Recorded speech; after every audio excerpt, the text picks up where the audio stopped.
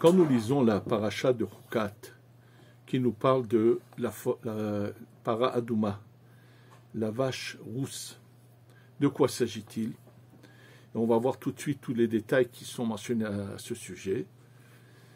Que, en fait, lorsqu'on trouvait une vache qui avait toutes les propriétés entièrement rousses et qui avait toutes les propriétés que exige la Torah, après qu'on ait fait ce qu'on ait fait avec, bien sûr, on devait lui faire la shrita, et ensuite elle était brûlée, et avec la cendre de cette vache, qu'on mettait dans une eau particulière, et on prenait des branches de Ézov, avec lesquelles ensuite on allait asperger sur une personne qui avait été en contact avec un mort, donc qui avait l'impureté d'avoir été en contact avec un mort. Donc celui qui avait cette impureté ne pouvait devenir tahor pur que par ce procédé-là. Alors bien sûr, ça nécessite un peu d'être compris, de comprendre ce que c'est, de quoi il s'agit. Et ne soyez pas surpris qu'on va chercher à comprendre l'histoire de la Paradouma. Pour ceux qui connaissent ce qui est marqué dans nos sages, que le roi Salomon, Shlomo HaMelech, a dit Amarti Hakema Virechoka Mimeni, que lorsqu'il est arrivé au sujet de la Paradouma, la vache rousse, il a dit, il n'a pas réussi à comprendre le profond de cela. Il ne s'agit pas de ce que nous allons expliquer. Nous, c'est sûr qu'il le savait bien plus que cela. C'était bien plus profond, ce que Shlomo HaMelech n'a pas pu comprendre. Alors maintenant, déjà, on va essayer d'expliquer ce que c'est la para, qu'est-ce que c'est le Ézov, et par rapport à cela, on va essayer de comprendre comment ça fonctionne, comment ça se fait qu'avec cela, on peut retirer cette impureté qui se trouve sur la personne en question. Et en quoi c'est relié avec ce qui est marqué, que étant donné qu'ils ont fait le veau d'or, qui est le Hegel, qui est le fils de la para, et que donc va venir la mère et va nettoyer les excréments de son petit. Alors tout simplement, il faut savoir que s'il n'y avait pas eu la faute du veau d'or, le peuple d'Israël n'aurait plus eu cette notion de mort, donc cette impureté n'aurait pas existé, et automatiquement, on n'aurait pas eu besoin de cette notion de venir purifier avec la paradouma. Pourquoi? Comment ça fonctionne?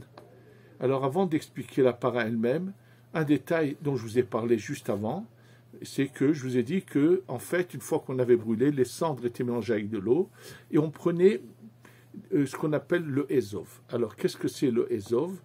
Sa traduction en français, je vous dis tout de suite, je ne la connais pas. En hébreu, nous savons ce que c'est. C'est-à-dire c'est le mot Ézov, mais on sait en Israël ce que c'est. C'est une plante qui pousse de manière sauvage. Aujourd'hui, ils en font des cultures. Ça devient ensuite une épice qui est appelée ici dans le commerce, ça s'appelle le za'atar. C'est le nom en arabe, je pense. Et c'est pas le thym. Attention, c'est autre chose. Moi, je l'ai vu plusieurs fois dans des endroits sauvages, et ça a une odeur particulière, ça a un parfum particulier. Alors, pourquoi cette plante? Sachez que chez les Mekoubalim, dans le Shabbat, il est mentionné qu'il faut avoir sur sa table un petit bocal dans lequel se trouve le Ézov, cette plante-là, très important que ça soit à table, étant donné que le Shabbat, les chitsonim, les forces négatives sont éjectées, pour pas qu'elles cherchent à perturber le Shabbat, qu'on met cette plante, ça les écarte. C'est-à-dire que c'est une plante qui a une telle sainteté qu'elle écarte le mal. Et bien sûr, il y a énormément de propriétés sur cette plante, comment elle peut protéger de beaucoup de choses négatives. En tous les cas, ça se vend, qu'on l'achète pas en tant qu'épice avec de l'huile, mais quand on l'achète à l'état naturel sèche, on la met dans un bocal, ça se conserve même des années, et de mettre ce bocal fermé sur la table, surtout la table du Shabbat, et ça c'est mentionné dans le livre, dans le Sidour du Rachash, très important. De toute façon, il est dit beaucoup de choses, même de le consommer, de boire en infusion, c'est très important. Donc là, on voit qu'il y a quelque chose de sain qui va repousser la toum'a et faire en sorte que la personne devienne pure. Alors, bien sûr, pour comprendre le sens de la para, sachez que le mot para, en hébreu, s'écrit P, Resh et He. Alors, ça fait 285. Maintenant, pour comprendre un peu cette notion, d'où vient ce pouvoir de purifier, je vais d'abord vous parler d'une notion que j'ai souvent citée, mais maintenant on va essayer un peu de la développer. Dans le nom de Dieu, qui s'écrit par 4 lettres, le Yud, ensuite il y a un He, encore le Vav et le He, sont les 4 lettres du nom de Dieu. Bien que dans ce nom-là, nous avons 2 fois la lettre He, sachez qu'elles n'ont pas du tout la même représentation. Alors on va aller dans l'ordre, vous allez le comprendre. Le Yud, c'est ce qu'on appelle la Chochma. Le He, c'est la Bina. Le Vav représente la Tiferet. Zadeh Atzilut, il y a plusieurs manières de le définir. Et le dernier He représente la Malchut. Donc le premier c'est la Bina et le deuxième c'est la Malchut. Maintenant, ce qu'il faut savoir, que lorsque le monde devait être créé, bien sûr qu'il y a eu des discussions là-haut, et que se passera-t-il si l'homme faute? Et Hachem, Dieu a créé ce qu'on appelle la Teshuvah.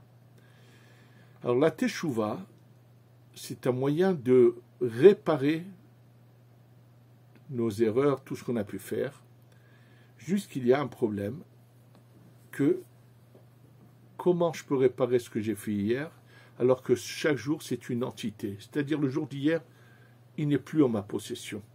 Donc comment je peux réparer une journée qui n'est plus là? Puisque les journées sont des entités qui sont liées à l'âme de chacun. Chacun vient dans ce monde pour vivre un nombre d'entités comme ça, et chaque entité doit tous les jours avoir sa réparation.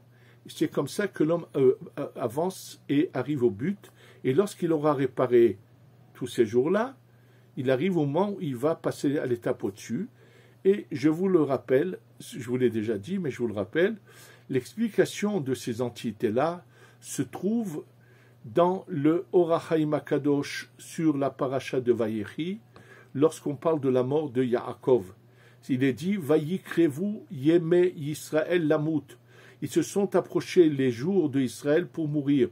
Et là, l'Orach Chaim dit qu'est-ce que signifie Vayikrevu Yemei Yisrael Lamut? Qu'est-ce que signifie? Ça veut dire que les jours approchent.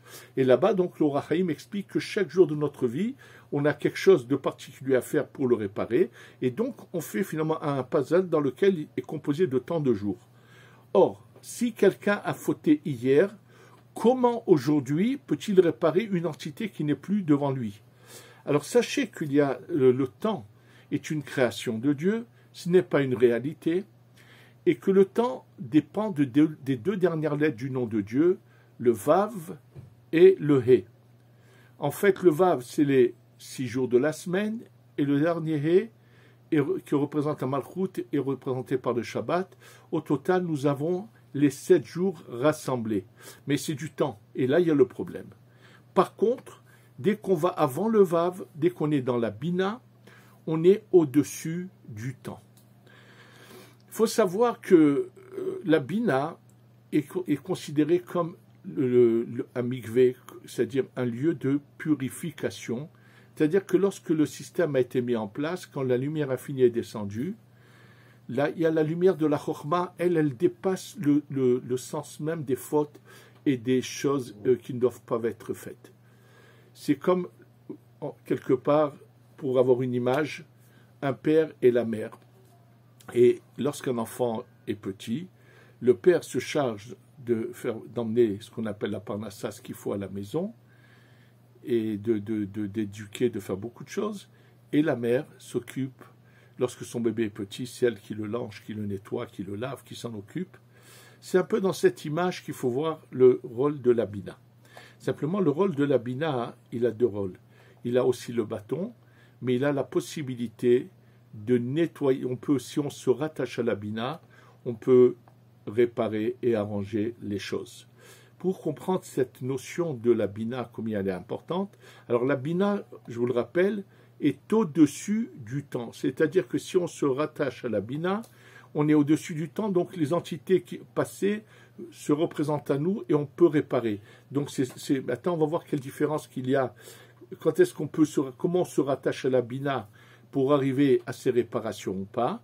Et pour mieux le comprendre, cette notion, je vais vous citer ce que dit le Rav Moshe Cordoviro par rapport à Rosh Hashanah. Rav Moshe Cordoviro pose la question suivante, c'est le Hida qui le ramène. Étant donné qu'à Rosh Hashanah, nous sommes jugés par rapport à tout ce qu'on a fait l'année d'avant. Ce jugement commence à Rosh Hashanah, continue à Kippour, et ainsi de suite. Il dit pourquoi faudrait-il que ce jugement se fasse dans l'année qui est nouvelle, étant donné que si on est jugé sur l'année d'avant, ça aurait dû être en fin d'année d'avant, on aurait dû avoir le jour du jugement avec les 10 jours qui concernent. C'est-à-dire tout ce processus de jugement aurait dû être en fait dans la fin de l'année précédente. Pourquoi c'est pas comme ça? Pourquoi c'est en début de nouvelle année? Et là, le Rav Moshe Cordoviro se sert de ce qui est marqué dans nos sages, dans le Zohar, dans plusieurs endroits, que par le fait que Avraham Avinu a sacrifié son fils, était prêt à sacrifier son fils, Akadosh Baruch Hu a fait un cadeau. Il lui a dit, je vais donner à tes enfants 10 jours où la lumière de la Bina va gérer le monde. C'est-à-dire qu'en général, toute l'année, la lumière de la Bina, c'est pas elle qui nous gère, nous sommes gérés par la lumière qui passe à travers les 2 dernières lettres, qui sont le Vav et le He.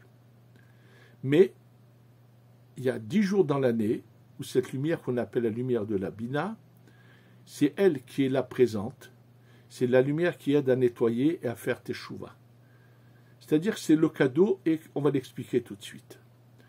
En fait, pour comprendre ce que ça veut dire, il faut savoir que la teshuva, comme le dit le Zohar, que lorsque je prends le mot teshuva, repentir, quand je l'écris, en fait, j'écris tashuv, he. Le he va revenir. Qu'est-ce que ça veut dire? Lorsque quelqu'un faute, il va séparer le he de la fin du nom de Dieu du vav. Il y a des fautes où il sépare même la première lettre he du yud. Puisqu'on a le yud et le he, le vav et le he. Et quand il se repentit, le he reprend sa place. Or, de quel he s'agit-il? Et là, il faut le savoir, dans le repentir, il y a 2 niveaux.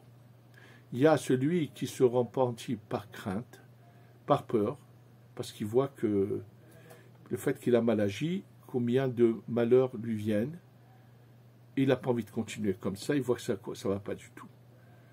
Ça arrive dans la vie. Moi, j'ai eu l'occasion d'une fois de voir quelqu'un qui est venu et qui cherchait à parler avec un rave, et il cherchait quelqu'un qui n'était pas là, donc il s'est même parlé. Et pourquoi il venait voir un rave? Il m'a raconté qu'en fait, lui n'était pas pratiquant, il faisait ce qu'il voulait. Et bien sûr, tout ce qui lui avait donné envie, toutes les envies qu'il avait, rien ne l'arrêtait. Et il m'a dit un jour, malheureusement, une femme mariée qui ne s'entendait pas avec son mari l'a provoqué. Plus que provoqué, l'a vraiment cherché.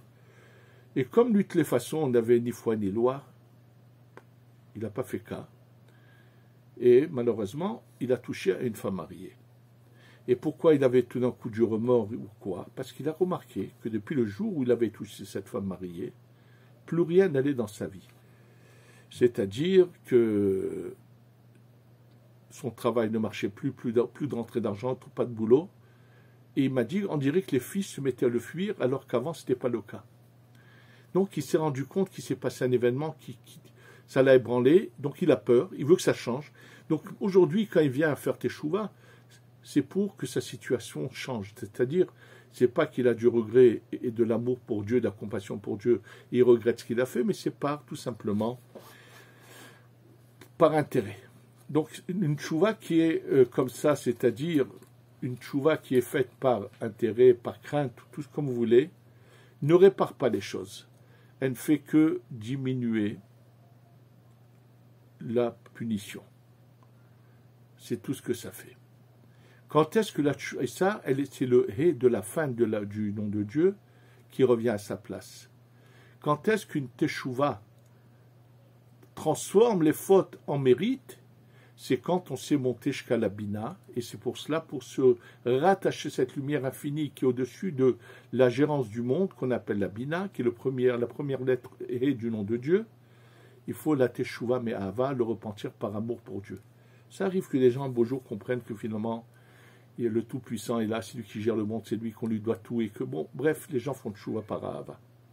Alors celui qui fait teshuva par ahava, il peut complètement réparer, et ça se transforme, puisque je dis, il est au-dessus du temps, il récupère toutes les entités qu'il avait abîmées dans le passé, il les répare, tout est très bien. Et là, c'est à cela que Dieu a fait ce cadeau au peuple d'Israël pendant les 10 jours qu'on appelle de Teshuvah, de Rosh Hashanah à Kippour, qui sont depuis le premier Tishrei jusqu'au 10 Tishrei. C'est pour ça que Rosh Hashanah et Kippour ont été mis dans l'année d'après, puisque Dieu avait donné ces jours-là, du premier Tishrei au 10 Tishrei, la lumière de la Bina est là, donc ça aide le peuple d'Israël à pouvoir réparer. Alors revenons à la para. Alors sachez que la para est le symbole même de la Bina, et je vais vous le montrer tout de suite. Sachez que la Bina, c'est d'elle que sortent les rigueurs, que c'est aussi également le bâton lorsqu'il faut châtier. C'est de là que ça vient l'origine ce qu'on appelle des 5 rigueurs. Les 5 rigueurs sont représentées par les lettres qui se changent lorsqu'elles sont à la fin des mots, qui sont le Chaf Sofi, le Mem Sofi, le Nut Sofi, le Pet Sofi, le Zet Sofi.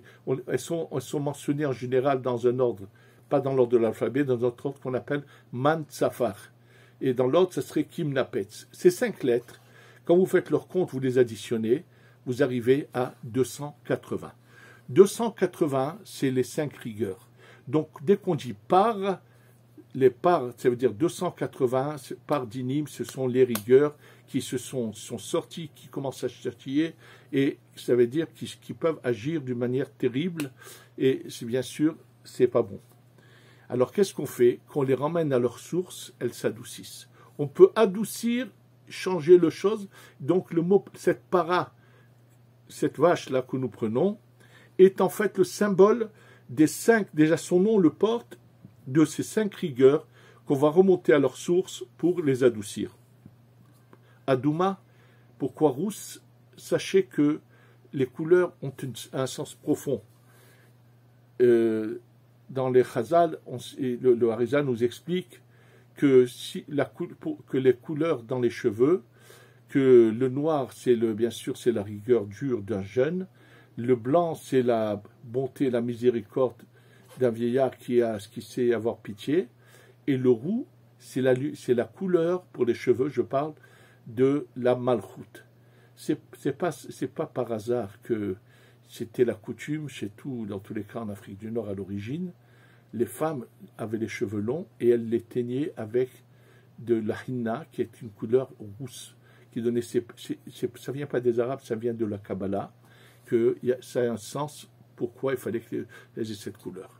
Et en fait, donc, cette vache rousse qu'on prend, avec laquelle on va faire tout ce qu'on va faire, on va expliquer comment ça marche. Il faut savoir que le mort, malheureusement, comme il n'y a plus un neshama en lui, les forces négatives se sont agrippées et ont une puissance sur ce corps qui, malheureusement, n'a plus d'âme en lui. Et ces forces qui sont là présentes, quand quelqu'un touche à un mort, automatiquement, ces forces ont une emprise sur lui et provoquent et ces forces-là sont les forces vraiment les plus négatives, des rigueurs dures, insupportables. Donc quelqu'un qui est impur est mal protégé, a du mal, et c'est pour ça qu'il ne peut pas s'approcher de certains lieux comme le temple, comme le Mishkan, il y a certaines choses auxquelles il est limité parce qu'il véhicule avec lui ce qui n'est pas bon. Et donc maintenant, ce qu'il va falloir, c'est repousser tout cela.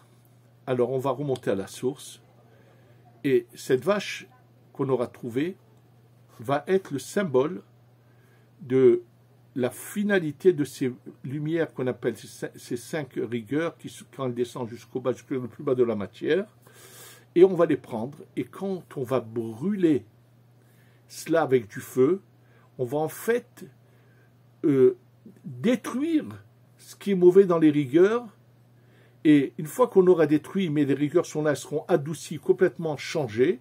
Quand on asperge de ce mélange-là sur la personne qui est impure, ça fait partir les forces négatives, parce que comme ce sont des rigueurs adoucies qui ont changé, la personne qui avait des rigueurs mauvaises sur elle, ces rigueurs mauvaises s'en vont tout de suite d'elle. C'est pas tout de suite, c'était en tout 7 jours, c'est pas sans raison que ça se fait comme de cette manière-là, mais c'était ça le sens de la para adouma. Et donc, en fait, bien sûr qu'il y a un sens dans tout ce que nous faisons. Il faut savoir que dans la matière, chaque matière représente quelque chose de précis, et bien sûr que le par, c'est le taureau en hébreu, a une représentation précise, mais on ne veut pas un bœuf ou un taureau au masculin, on veut para au féminin, parce qu'en fait la bina est féminine. Et je vous dis juste un exemple, lorsque nous disons ce fameux mizmor, ce fameux psaume que nous récitons pendant les 10 jours de repentir entre Hoshana et Kippour, on demande à Hachem d'écouter nos voix. Il est dit im avonot tishmoria, si nos fautes tu vas garder Dieu. Alors dans le pshat, qu'est-ce qui est marqué miyamot, c'est-à-dire qui pourra supporter ça, qui pourra supporter. Mais dans la Kabbalah, dans le Zohar, on le dit différemment. Im avonot tishmoria, si Dieu tu veux garder nos fautes, mi, qui est la bina, parce que mi c'est la bina à chaque fois vous voyez le mot mi, ça représente la bina. Mi c'est 50, c'est les 50 chemins de la bina, les 50 portes de la bina. C'est le yam, c'est la mer qui purifie également comme le mikvé. Mi, la bina, yahamot, c'est elle qui va venir nous aider à nous purifier. Et c'est pour cela que dans la Gemara de Masechet Yoma, Rabbi Akiva dit, Ashrechem Israël, soyez heureux le peuple d'Israël. Lifnemi atem metarim ou mi metaeretrem. Si on le traduit dans le chat, devant qui vous allez vous purifier et qui va vous purifier? Qu'est-ce que ça veut dire? Non, ça veut dire autre chose. En fait, la bina, sa force, c'est lorsque la chokhma s'unit à elle. Et c'est ça ce qu'il dit Rabbi Akiva. Vous avez de la chance, vous, le peuple d'Israël, que la chokhma et la bina viennent, quand c'est nécessaire, interviennent pour vous purifier. Comment? L'ifnemi, ce qui est avant le mi, qui est donc la chokhma, ou mi et la bina, quand ils sont ensemble, metaer et trem, ils vous purifient. C'est-à-dire que celui qu'on va au mikvé, le mikvé, il y a les murs qui sont représentés par la bina, et l'eau qui est dans le mikvé, le mot maïm 90 représente les 9 lettres Yud qui se trouvent dans les 4 noms de Dieu, 72, 63, 45, 52, et c'est ça le mikvé qui purifie. C'est dans cette même image que la para adouma agissait, c'est qu'on fait descendre le or de la bina avec à l'intérieur de lui l'or de la chokhma, et ensemble ils vont éjecter les mauvaises rigueurs qui se sont collées à la personne. Et bien sûr, ce que je vous dis là, c'est des choses les plus élémentaires sur lesquelles il n'y avait aucune difficulté à comprendre. Et ce que Shlomo Amelech n'a pas compris, nous en sommes à des années-lumière. Ça n'a absolument rien à voir avec le sens même de comment agit la para adouma. Et qu'il faut savoir que nous, on peut se rattacher à la bina. À chaque fois qu'on fait tchouva par amour pour Akadosh Baruch Hu, on se rattache à la première lettre et du nom de Dieu, et on peut faire transformer notre vie, on peut changer tout le mal qui est en nous en bien, et on a ce pouvoir. Et donc, c'est d'apprendre que de nous, ça c'est un pouvoir que chacun a par la tchouva me'ahava. Si on arrive à faire ça, croyez-moi qu'on aura la Géoula très vite et dans la douceur. C'est ce qu'on espère, qu'Hachem nous donnera très vite. Amen, ve Amen.